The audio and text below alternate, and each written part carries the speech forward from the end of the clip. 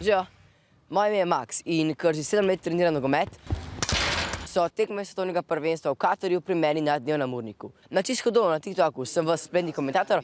Za nekaj več komentatorskih nasvetov pa bom vprašal strokovnega komentatorja televizije Slovenija, Jasmina Jeriča.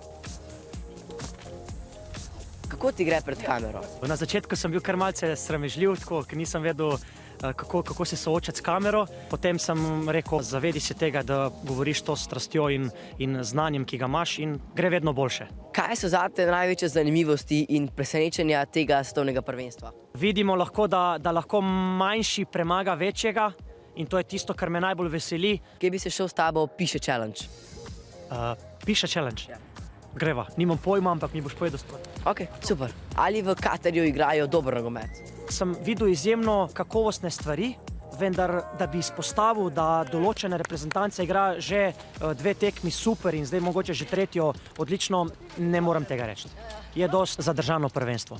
A pa lahko pričakujemo v izločilnih bojih mogoče še manj zadetkov, kakor jih imamo zdaj, glede na to, da bodo reprezentance bolj previdne? Ne. Kdo od vrhunskih igralcev je izpolnil tvoja pričakovanja in kdo od mogoče manj prepoznavnih te je presenetil? O Messiju se veliko govori, prav tako o Ronaldu.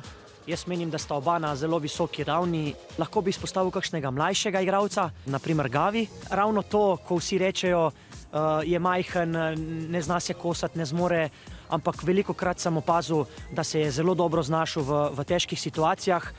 Bellingham je mene tudi zelo presenetil in tudi na prvi tekmi proti Iranu se mi zdi, da je zelo dobro opravil nalogo vezista. Super. Kdo so tvoji favoriti in ali bi treniral katero od reprezentanc? Brazilci so moji favoriti, predvsem zato, ker jih obožujem glede načina igre.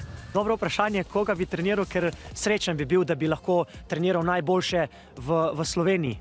Imaš zame kakšen nasvet?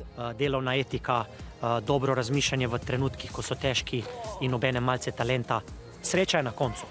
Še naprej spremljajte svetovno prvenstvo v nogometu na drugem programu televizije Slovenija, mi pa se gledamo na TikToku. Čau!